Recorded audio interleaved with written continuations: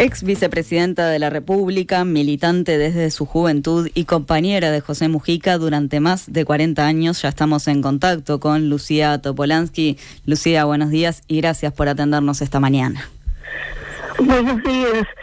Lo oigo muy bajito. A ver ahí, ¿me escuchás mejor? Un poquito mejor, sí. Hablo más alto. Lucía, bueno, primero que nada, gracias por atendernos hoy y por supuesto queremos empezar por preguntarte cómo has vivido estos días. Tú sabés que nosotros estuvimos cubriendo, por supuesto, las 2 jornadas allí del sepelio y las distintas amistades de Mujica, dirigentes, militancia. Nos hablaban mucho del vínculo de ustedes dos.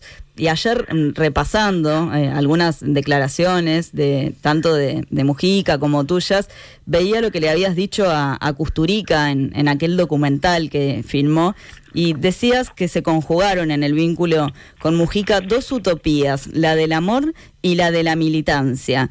Y bueno, y también esta dirigencia y militancia hablaba mucho del acompañarte en estos momentos.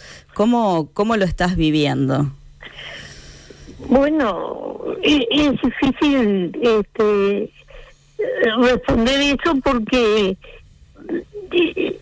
¿cómo decir? Son cosas absolutamente personales. Entonces, como yo no tengo la pluma de lo que podría expresar un gran escritor o alguien que sabe decir cosas, por eso no te lo puedo expresar. Es una pérdida, y como cualquier pérdida tiene un costo. Uh-huh. Bueno, te escuchamos, Lucía. Sí, no. Sí. Te decía que bueno que para Mujica su último acto político sería justamente su velatorio, ¿no? Y efectivamente fueron muchísimas personas quienes se acercaron allí a despedirlo y queríamos consultarte también cómo es que recibiste todo este cariño, todo este reconocimiento hacia Mujica. Bueno, por el momento fue una cosa enorme. Uno podría imaginar una despedida grande porque uno veía en el correr de los años de militancia lo que él convocaba, pero después claro, esto desbordó, y uno tiene que tomar un poco más de perspectiva para poder ver eso, porque fue demasiada gente, y yo lo que tengo por ahora son impresiones, las básicas, te diría. Vi que había un arco enorme social, de gente muy humilde hasta gente importante del país, todo el arco político, gente que vino del extranjero. Todo eso es un cúmulo de cosas que uno la deja pensando, y después a uno le saltan los detalles, ¿no? Que capaz que en el momento son los que impresionan más. Un niño que dejó la pelota de fútbol, la pelota para un niño es una de las cosas más importantes. Una señora que desgraciadamente no sé el nombre, como para agradecerle, pero que cantó algo hermoso y con un gran sentimiento y una voz hermosa, y que la gente, me di cuenta que la gente puso una escucha profunda, escuchó con mucha atención, Entonces todo ese arco de manifestaciones, que era lo más variopinto, no se puede asimilar en 4 días. Pasará el tiempo y uno va asimilando. Y ya te digo, yo no tengo la pluma de García Márquez o alguno así para contar estas cosas. Lucía, varios dirigentes y amigos de Mujica han dicho que les dejó una lista de tareas. ¿En qué consisten esas cosas que ahora debe afrontar, esa larga fila que él entendía que debía quedar detrás de un gran dirigente para ser considerado como tal? Él siempre dijo desde tiempo inmemorial que el mejor dirigente era el que dejaba una barra que lo superaba con ventaja. Y esa era como una obsesión, poder construir una generación que pudiera, porque las banderas, las causas, siempre están ahí, pero si no tienen manos, voluntades y conciencia que agarren esas causas y las lleven adelante, las causas quedan.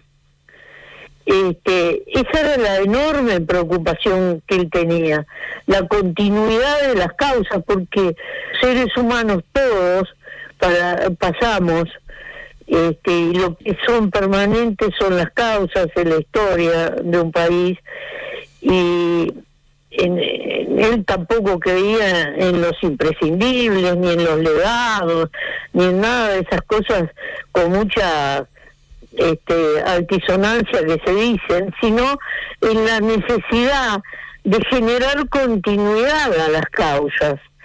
Y bueno, el día que se ganó la elección y que el sector al que nosotros pertenecemos votó muy bien, porque fue la lista más votada de la historia del país, siempre había sido la lista 15 del Partido Colorado allá en los años 50, la que había tenido una votación así, y ahora en la 609, él dijo, este es el mejor regalo,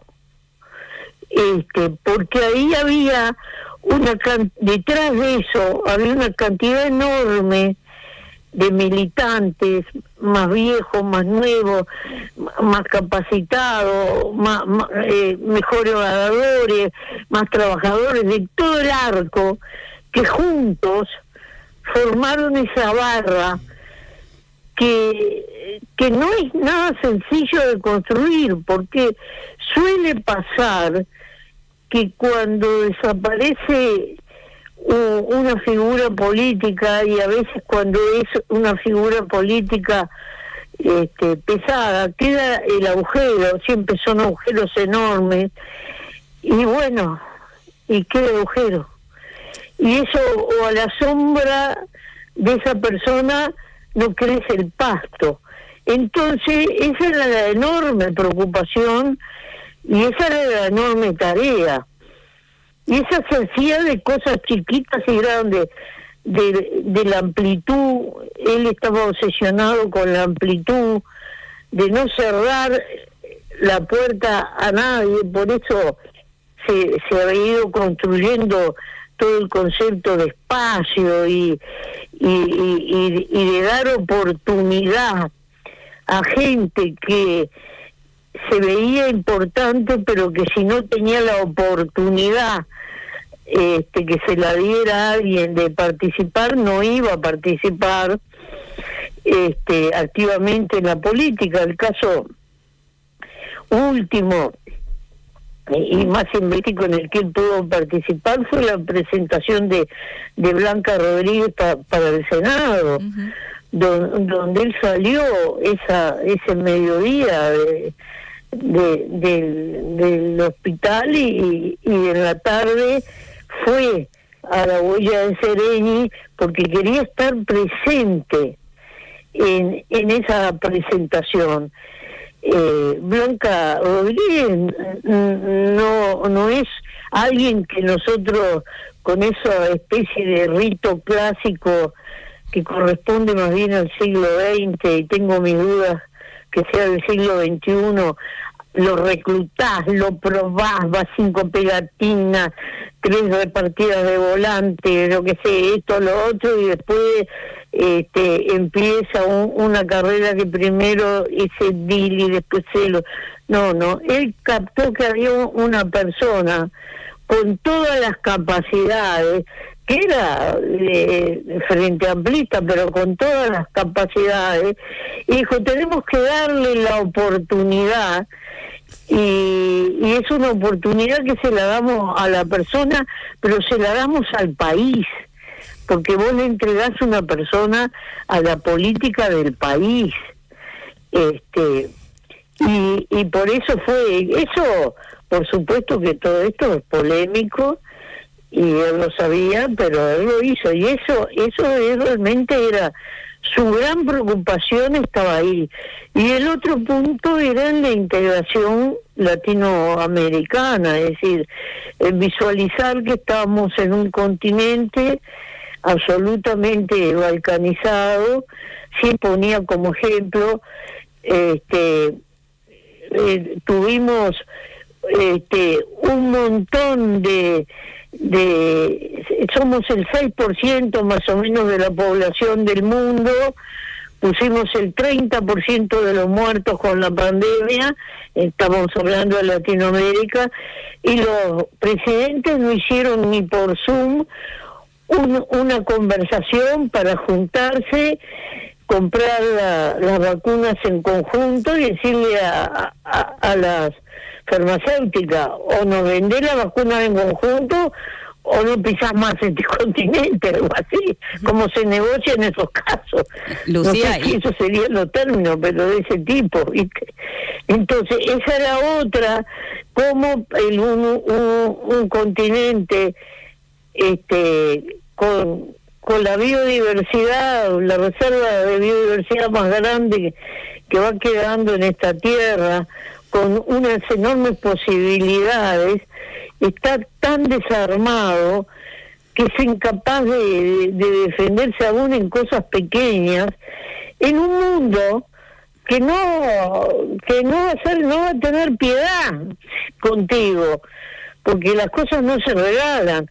Esa era otra de sus obsesiones, y después él tenía claro que para poder desarrollar determinadas políticas en el país había que crecer, y que este país desde sus inicios había sido un país ganadero.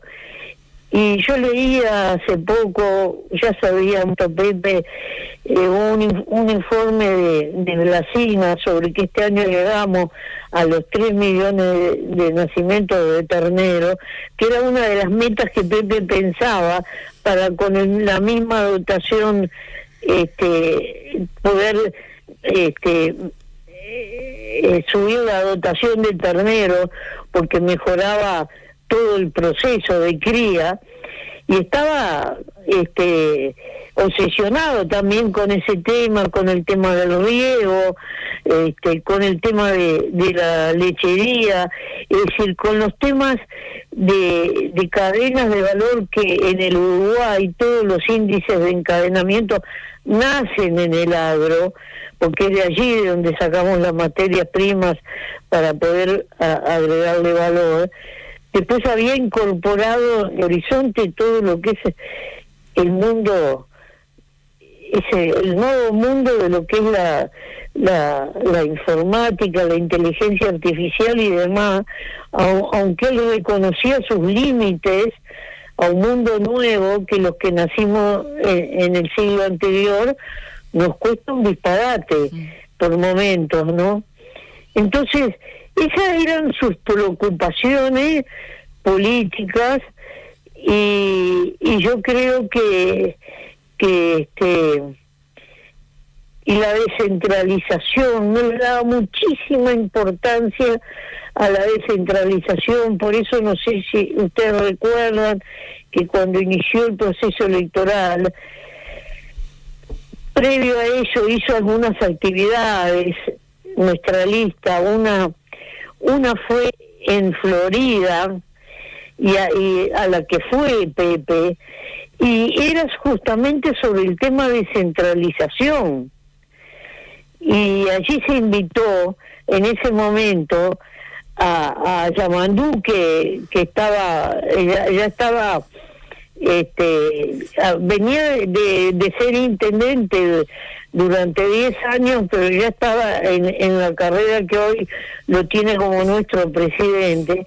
Se invitó también a un intendente de la oposición que fue Vidalín, para hablar de ese enorme potencial que, entre otras cosas, tiene el Congreso de Intendentes, un organismo que se creó, pero que todavía no se le ha dado yo espero que ahora sí, porque Yamandú lo tiene claro, la importancia que debe tener en la descentralización y la participación real del ciudadano. Cuando Pepe fue presidente, más de una vez invitó a reuniones en Anchorena al Congreso de Intendentes, donde además convocaba al ministro de Transporte, por ejemplo, a los ministros que son más importantes para los intendentes. Todo lo debe recordar bien Pintado y otros ministros que fueron a esas reuniones.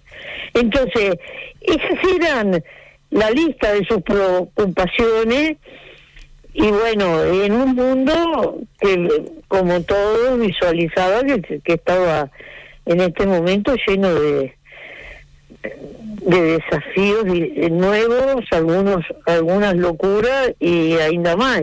Lucía, y después, cuando nosotros hablamos de Vera, hablamos de pequeñísimas cosas para el mundo, enormes para nosotros, porque son las cosas caseras. No se olviden que en primavera viene el pasto bolita, etcétera, etcétera. No te las voy a detallar porque van a resultar aburridas para tu audiencia. Pero Lucía, ¿por qué tocaba el piano en todo ese teclado? La preocupación era que esto, nosotros hace 40 años que vivimos acá, y esto va a quedar para el MPP, para los compañeros. Nosotros tenemos una disposición testamentaria, no decadeciera, así que hasta el último momento estuvo cuidando las herramientas, estuvo cuidando que estuvieran bien, un galpón que se llovía, que había que mejorar algo del tanque australiano, etcétera, pero son cosas que no te voy a aburrir con la lista, porque son chicas para el mundo, incluso para el Uruguay, pero eran importantes para este grupito que lo acompañamos hasta el último día. Lucía, mencionabas recién, y primero, por supuesto, agradecerte por compartir estas palabras, porque lo chiquito hace nuestra vida cotidiana. Pero en lo que mencionabas anteriormente, decías, por un lado hablabas de una forma de concebir la política en esto de la amplitud, por ejemplo, y ponías como ejemplo, valga la redundancia, algunos encuentros con intendentes de otros partidos, con ministros, y por otro lado hablabas al menos de 3 preocupaciones: de la integración regional, del tema del agro y de la descentralización. ¿Todo eso crees que va a seguir reflejado en el MPP, en todo el Frente Amplio, en políticos incluso de otros partidos? Yo creo que esas son las discusiones que vale la pena dar. Son las discusiones. Yo desde las internas me retiré de la militancia activa para poder estar en mi casa, pero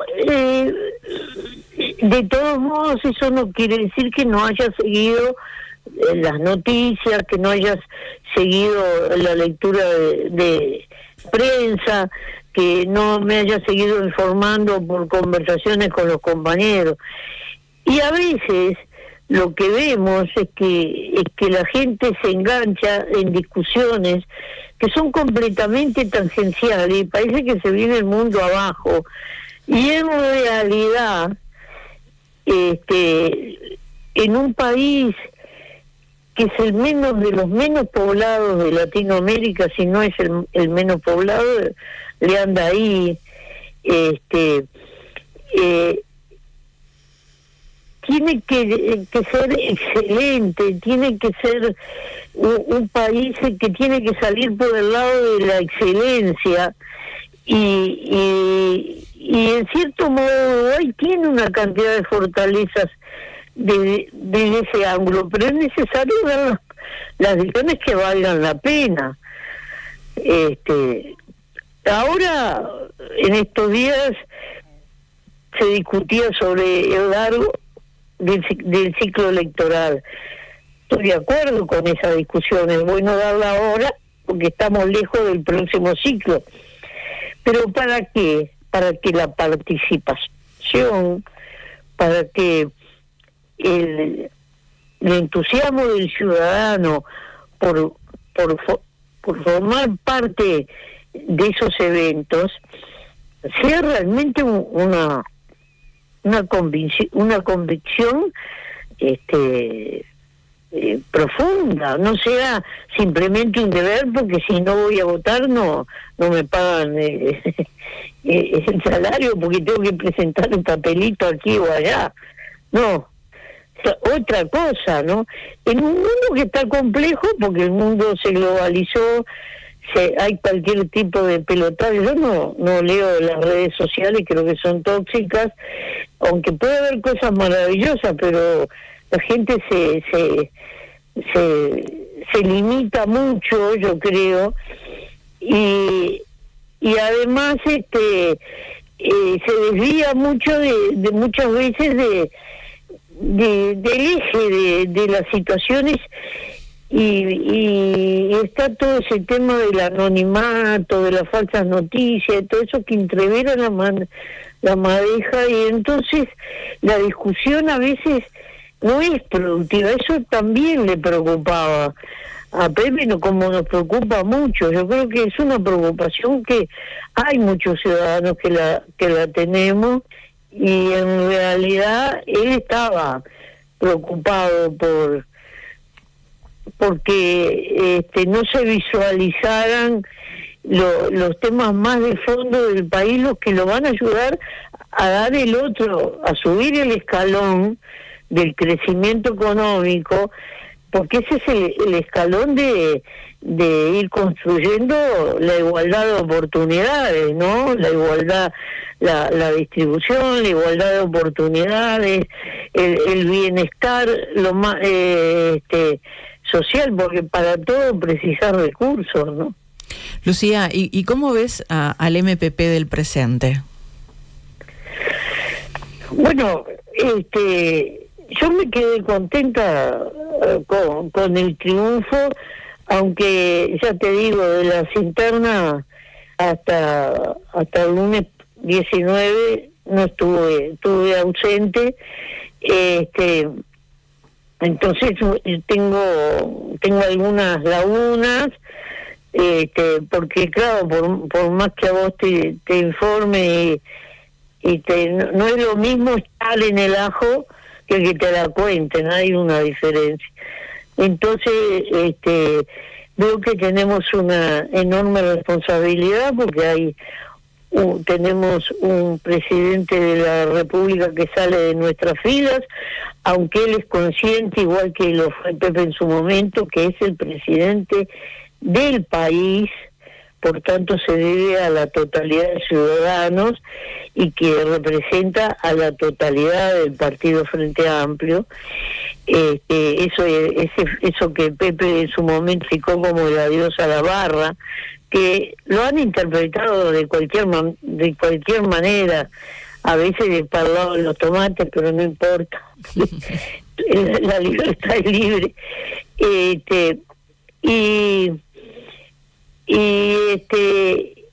que tenemos una cantidad de responsabilidades en el Poder Ejecutivo y sobre todo en el Poder Legislativo, donde nunca habíamos tenido una bancada del tamaño que tenemos, y y con la oportunidad de proyectar una cantidad de gente que mucha es nueva, es verdad, pero es la que promete, la que va a seguir con esas banderas. Y está en el colectivo que somos por respaldar y hacer que esos compañeros crezcan o dejarlos al bardo y entonces esos compañeros pueden fracasar. Ese es el dilema que te planteas. Y yo creo que los compañeros tienen muy claro eso, tienen un desafío además que es novedoso, que es la falta de votos en la Cámara de Diputados para poder aprobar.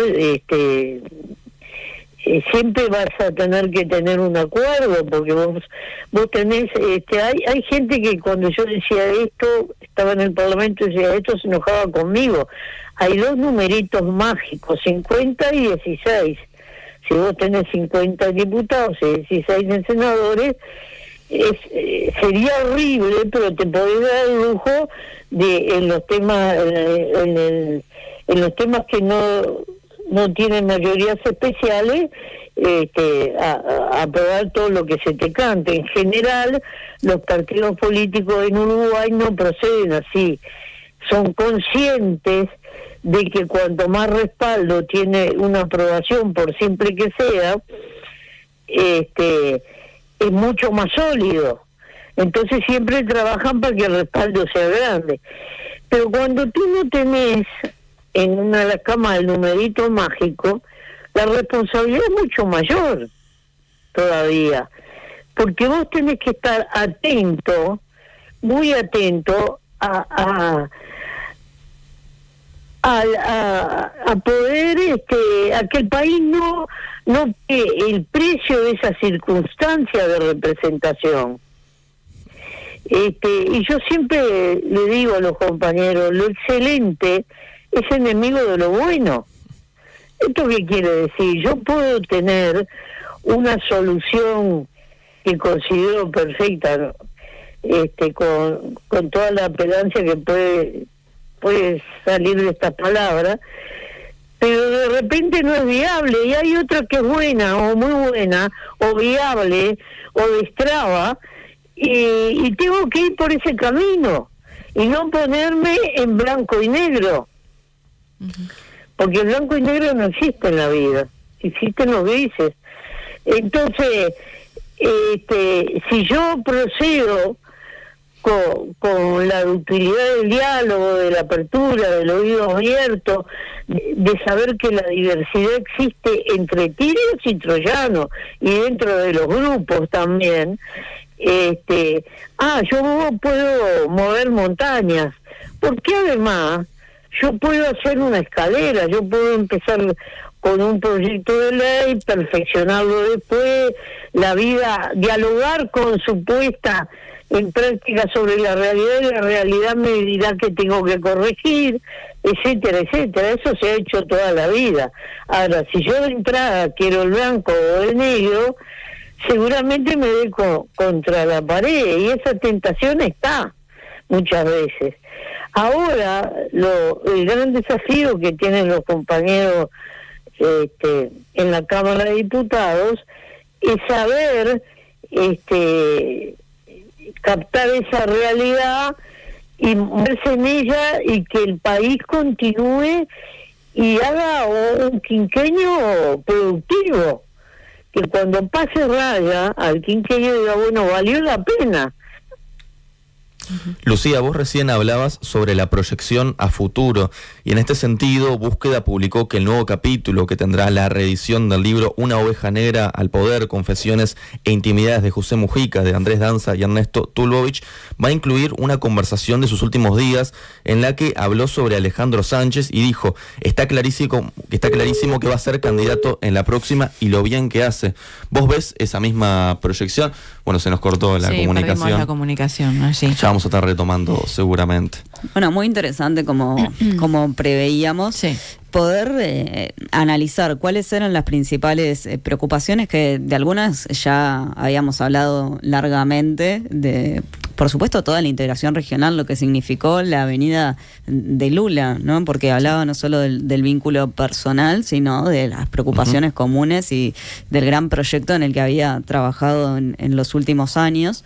Y por otro lado, cómo se proyecta también, bueno, el Frente Amplio, el MPP, esto último que preguntabas ahora, Luqui, que si logramos restablecer la comunicación podremos ver también, pero cómo se proyectan ciertos liderazgos en ese recambio generacional, como el de Alejandro Sánchez, ¿no? Que en realidad ya no es tampoco de los más jóvenes, porque también hemos hablado con las generaciones, el último campamento, por ejemplo, de la juventud del MPP, de Gurises MPP, al que en realidad ambos. Es como la generación joven que tiene mucha experiencia, ¿no? Tiene mucha experiencia en el Parlamento y tiene mucha experiencia como dirigente, pero claramente, al igual que Yamandu Orsi, es un hombre joven para estar peleando allí la presidencia, por ejemplo, ¿no?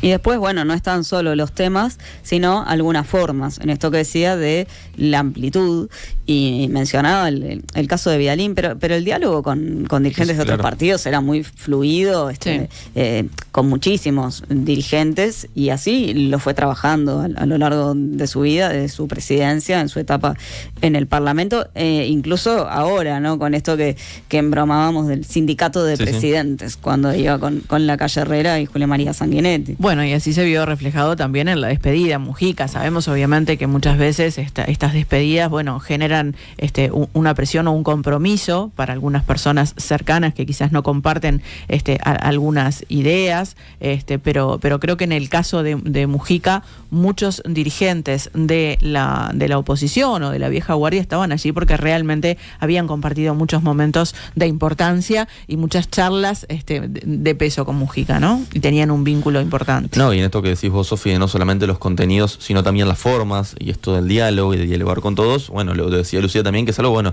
que se ha cultivado, ya que lo destacaba, por ejemplo, en la figura del presidente de la República, de Yamandu Orsi, algo que decía, bueno, está presente allí y estoy segura de que va a estar a lo largo de este periodo. Sí, que creía en ese caso que quizás el punto más relevante por el lugar de donde viene Yamandu Orsi, de estos que mencionaba, era el tema de la descentralización. Mencionaba la importancia del Congreso de Intendentes y cómo vincularse desde allí también, que claro, ha sido un ámbito en el que, por supuesto, Orsi en los dos periodos de la Intendencia de Canelones ha participado, pero del que también era muy consciente Mujica de la importancia que tenían las distintas intendencias. Y durante el periodo pasado, la entonces oposición, el Frente Amplio, insistió mucho en cómo durante las administraciones frente amplistas no se había hecho diferencias entre los distintos departamentos, mientras que señalaban que en el periodo anterior hubo una discriminación, decían, ¿no? Hubo un ensañamiento con Montevideo y Canelones, al menos, ¿no? De las tres intendencias que tenía el Frente Amplio, además de Salto, por supuesto, estas dos, la capital, el área metropolitana, sacando, por ejemplo, el Fondo de Infraestructura metropolitano, que era una cifra bien relevante, así que habrá que ver cómo funciona esto, y después incluso con algunas expresiones, ¿no? Como lo de se agarró para el lado de los tomates, esto de despedirse de la barra en el caso de Yamandu Orsi para proyectarse desde el nuevo lugar de la presidencia y ya no responder únicamente a un sector y al Frente Amplio, sino erigirse como el mandatario de toda la ciudadanía. Sí, bueno, también este cuento que ella hace del acercamiento de Mujica a Blanca Rodríguez, por ejemplo, que justamente iba mucho más allá de sectores, y se estaba pensando en el partido en su totalidad, cómo es que Mujica, estando en aquel momento mal de salud, de todas maneras quería ser él el que fuera hasta allí y el que dialogara con Blanca Rodríguez, pensando justamente en la importancia que esto iba a tener para las elecciones, ¿no? Sí, ¿no? Y destacando cómo fue este proceso en el que, según contaba Lucía, bueno, Mujica detectó que allí había una persona que tenía la capacidad y de que, bueno, que no era el proceso natural que solían hacer muchos dirigentes políticos de, bueno, primero ser edil, luego ser diputado, sino que, bueno, que detectó que allí había una persona que, sin tener pasaje por la política, tenía mucho para aportarle no solamente al partido, sino para contribuir al país. Sí, yo iba a tomar eso que decís, Luqui, de cómo lo que dice Topolansky es que no se estaban ciñendo ya al final a la idea de la típica carrera política, que podrá ser discutible o no, pero bueno, era la forma que habían encontrado en el último tiempo, ¿no? Que no era necesario hacer paso a paso, que decías, como bueno, claro, fue el caso de Blanca Rodríguez. Lucía, ¿nos escuchás ahí?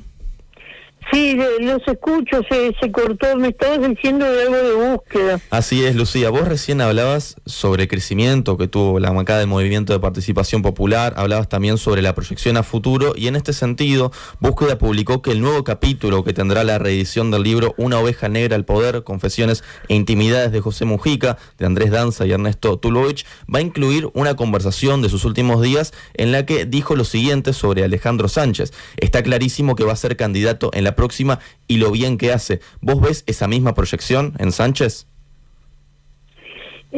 Sí, es bastante evidente eso. Yo no estuve presente en esa entrevista cuando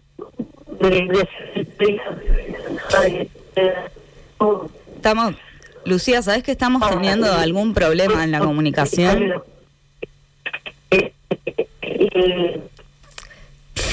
Lucía, capaz que cortamos y volvemos a intentar una vez más a ver si se puede, porque estamos teniendo cierta interferencia en la comunicación.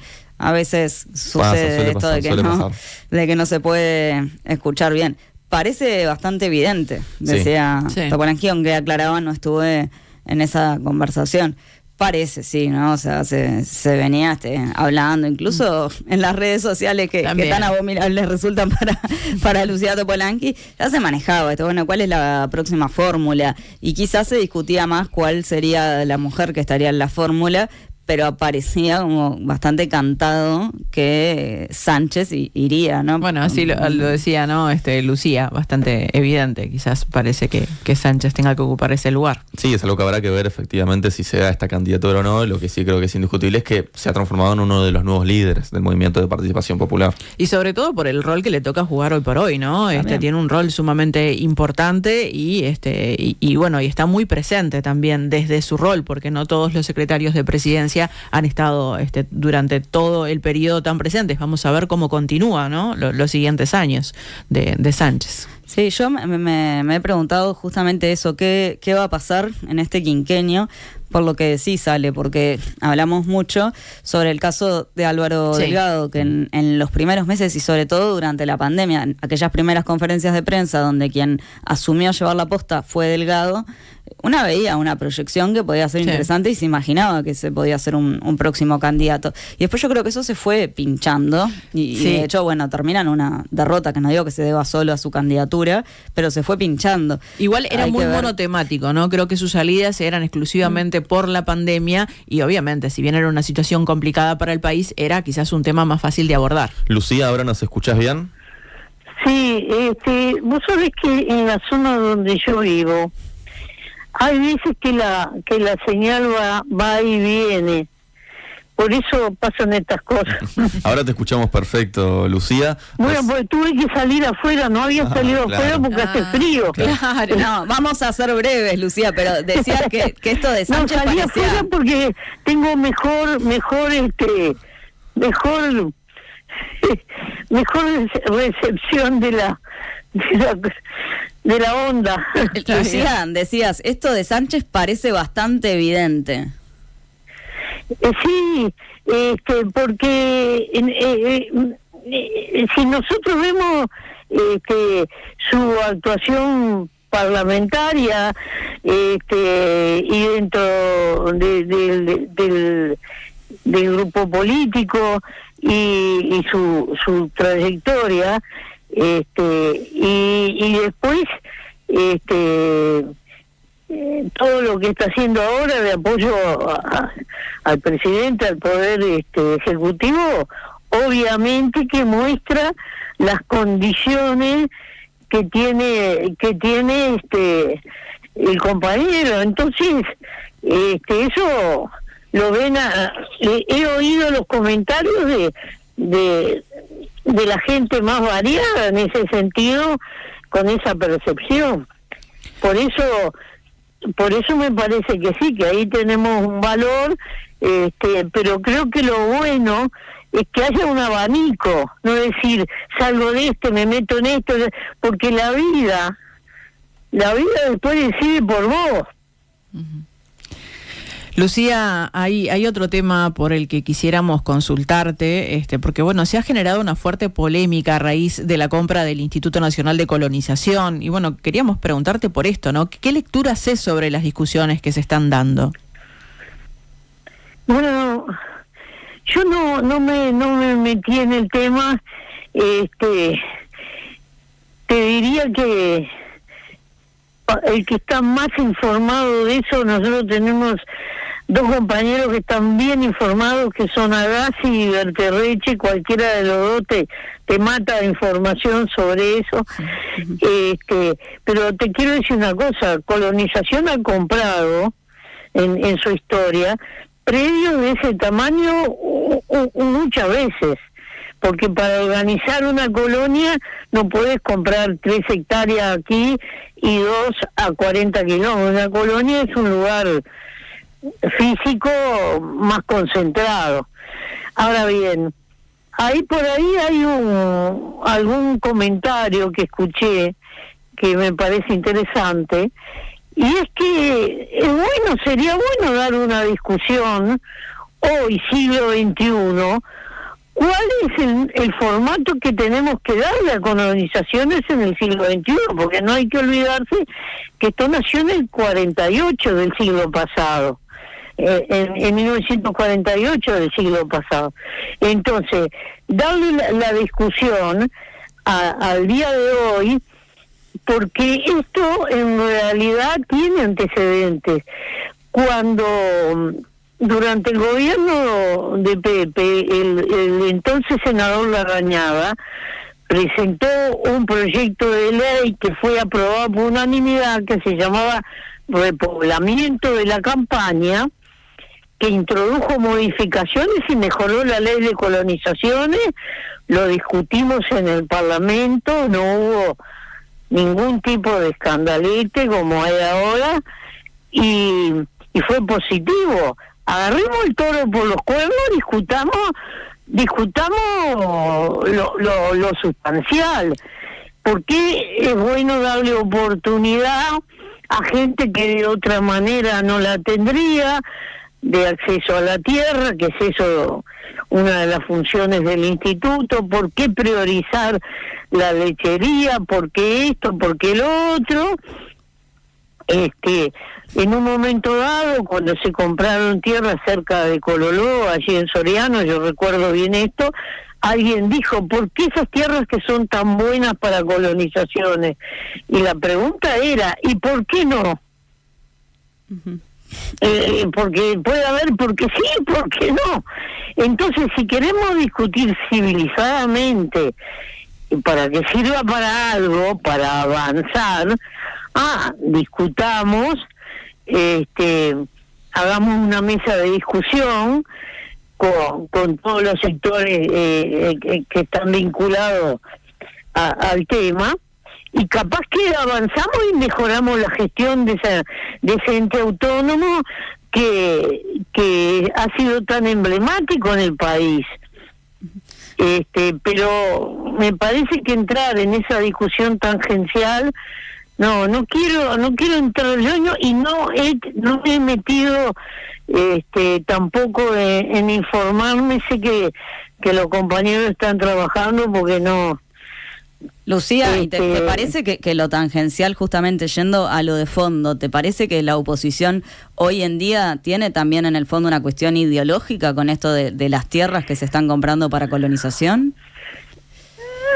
Sí, tildarlo así, porque yo recuerdo bien ese proyecto de Larrañaga. Me llama la atención incluso que no se haya ni mencionado en la discusión. Yo presidía la comisión incluso cuando lo discutimos en su momento.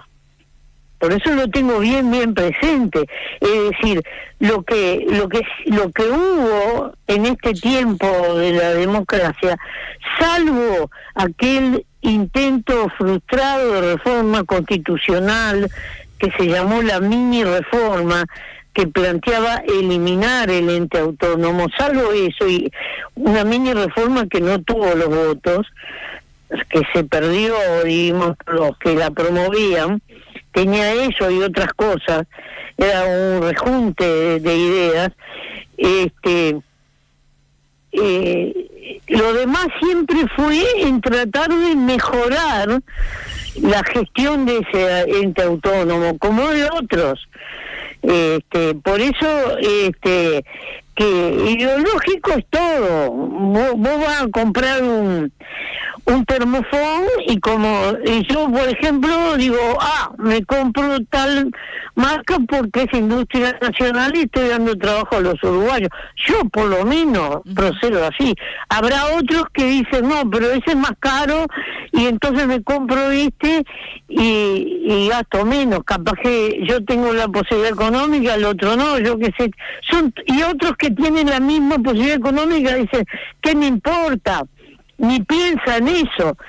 Todo es ideológico en esta vida. Decime quién no es ideológico y veremos. Hasta comerse un pedazo de pizza. Lucía, sabemos que haces buenas pizzas, que está helado, así que te vamos a dejar volver a entrar al hogar y te agradecemos muchísimo realmente por esta entrevista, por tu tiempo, incluso con las fallas en la comunicación, haber salido a congelarte un poquito afuera. Muchas gracias y será hasta la próxima. Bueno, te voy a decir una cosa. En el mismo lugar físico, y yo pensaba esto el otro día, en el mismo lugar físico, yo le tomé juramento a Pepe para que fuera presidente, la única vez en la historia del Uruguay que se dio eso, diríamos, en una pareja, y en el mismo lugar físico lo despedí. El que tenga una buena pluma o sea un poeta puede entender la simbología de esto, que son vivencias personales que yo no las sé expresar porque no tengo esa condición, pero que se te vienen todas juntas a la cabeza. ¿Estamos? Lucía, hasta luego. Te mandamos Chau. un abrazo enorme. Chao. Nada que perder. Producción general, Enzo Dinolfi. Dirección periodística, Nelson Cecín.